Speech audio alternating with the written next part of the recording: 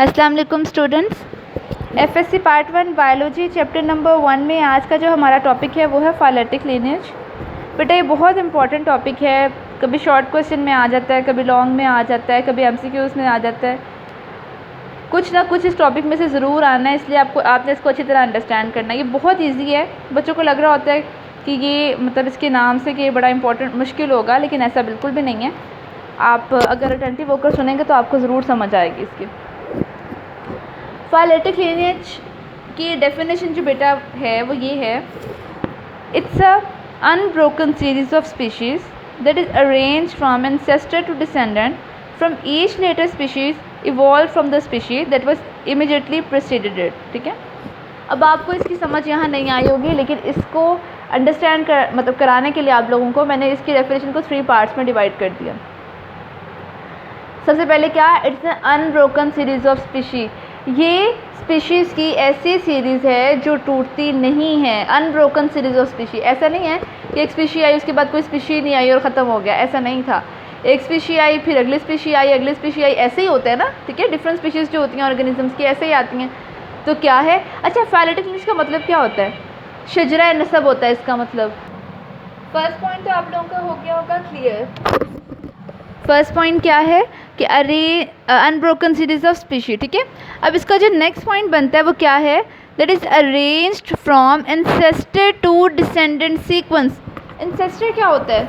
अबाविश्तात। ठीक है, पुराना। ये देखें, ये एंसेस्टर हैं। अगर ये देखिए, ये हमारे हम ये कहते हैं ये डिफरेंट स्पीशी हैं। ठीक है, ये एनिमल्स कह लें, ये प्लांट्स कह लें, और ये फंजाई। बेटा again I am talking about species. ठीक है, स्पीशीज़, ऑर्गेनिज्म की बात नहीं कर रही। ठीक है, स्पीशी का क्या मतलब होता है? एनिमल अलग स्पीशी है, प्लांट अलग स्पीशी है, फंजाई अलग स्पीशी है।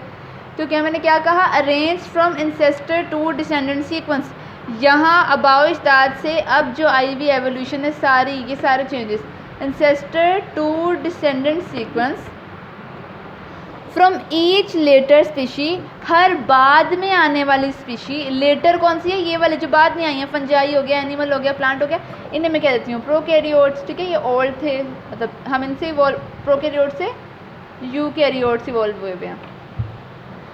तो मैं क्या कह रही हूँ, each later species evolve from one that immediately preceded it. इसका मतलब क्या है कि बाद में आने वाले जो स्पीशी है, ठीक है, ये अपनी जो पहले वाली स्पीशी है, जो ये जो बेस में, अगर आप ये देखिए बेटा, ये देखें, ठीक है, बाद में आने वाली स्पीशी जो है वो पहले वाली स्पीशी यानी इससे इवॉल्व हुए हैं। मैंने पहले आपको ये क्या बताया, ये जो हैं सारे वो इससे इवॉल्व हुए हैं।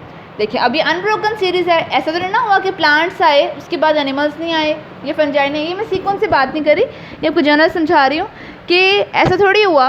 क्या हुआ कि बेटा पहले क्या था, ये प्रोकैरियोट्स थे, इनसे इवॉल्व हुए यूकैरियोट्स, यानी कि ये प्लांट्स, एनिमल्स, फंजाई, ये सारे क्या हैं, यूकैरियोट्स हैं। Unbroken series of species arranged from ancestor to descendant from each later species is evolve from the one that is immediately preceded it, जो इससे पहले, बिफोर। इसका मतलब क्या है, बिफोर इट। ठीक है, बाद में आने वाली अपने पहले वाली से इवॉल्व हुई। या आप, आई होप इसकी डेफिनेशन आपको क्लियर हो गई होगी। अच्छा बेटा, जब इस क्वेश्चन को राइट करते हैं सबसे इंपॉर्टेंट बात ये है कि ऐसा नहीं आप लोगों ने करना कि जैसे बुक में लिखा वैसे लिखना शुरू कर दें। पहले ये डेफिनेशन जो है ना लास्ट लाइन्स में इस टॉपिक की आती है, आपने वो लिखनी है, उसके बाद बाकी टॉपिक लिखना है। अब हम ये कहते हैं कि बेटा जो सारी पॉपुलेशंस है ना, ठीक है, हम कहते हैं उनमें जो सारे के सारे ऑर्गेनिजम्स थे वो पास्ट टाइम में प्रेजेंट थे। ठीक है, अब हम ये कहते हैं कि जो सारे ऑर्गेनिज्म अब आने वाले हैं, इसका मतलब है फंजाई हो, चाहे बैक्टीरिया हो, चाहे प्लांट हो, चाहे एनिमल हो, सबका जो इंसेस्टर है वो तो कॉमन है, अबाविश्तात सबके सेम है। ठीक है, अब हम यहाँ ये कहते हैं कि इन जो है ना ये हमें ये पता है कि हमारे जो है ना इंसेस्टर कौन है, इसलिए हमारे लिए किसी भी चीज़ का फॉसिल रिकॉर्ड बड़ा आसान हो जाता है।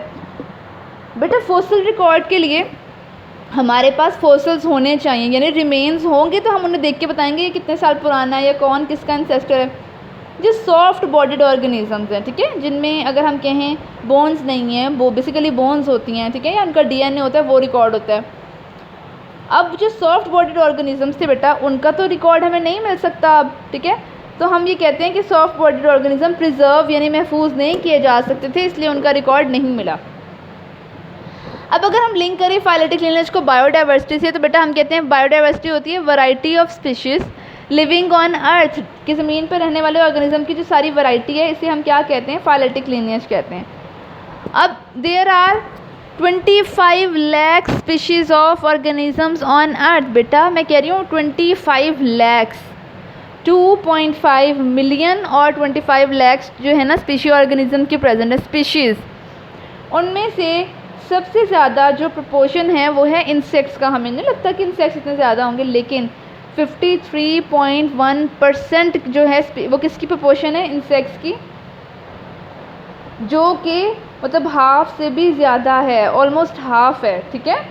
उसके बाद जो वेस्कुलर प्लांट्स हैं उनकी कितनी स्पीशीज़ हैं, 17.6%, एनिमल्स की हैं 19.9%, एल्गी, प्रोटोजोआ एंड प्रोकैरियोट्स की हैं 9.4%। ये हमें एग्जैक्ट नंबर तो नहीं पता होता बेटा, लेकिन ये एस्टिमेट है। इसी तरह बेटा एस्टिमेट ये है कि यहाँ मैंने लिखा 25 लाख जो है ना वो स्पीशीज़ हैं ऑर्गेनिज्म की, ये वो नंबर लिखा हुआ है जो डिस्कवर हो चुकी हैं। लेकिन वैसे साइंटिस्ट का कहना है कि there are about 5 to 30 million species of organisms on earth. 5 to 30 million, इतनी ज़्यादा स्पीशीज़ पर प्रेजेंट हैं अर्थ पर, लेकिन अभी तक वो डिस्कवर नहीं हुई। कितनी डिस्कवर हुई हैं, 2.5 मिलियन स्पीशीज़। ये टॉपिक बेटा बहुत इंपॉर्टेंट है, आप लोगों ने इसको बड़े अच्छे से करना है, MCQs के पॉइंट ऑफ व्यू से, शॉर्ट के पॉइंट ऑफ व्यू से और लॉन्ग के पॉइंट ऑफ व्यू से।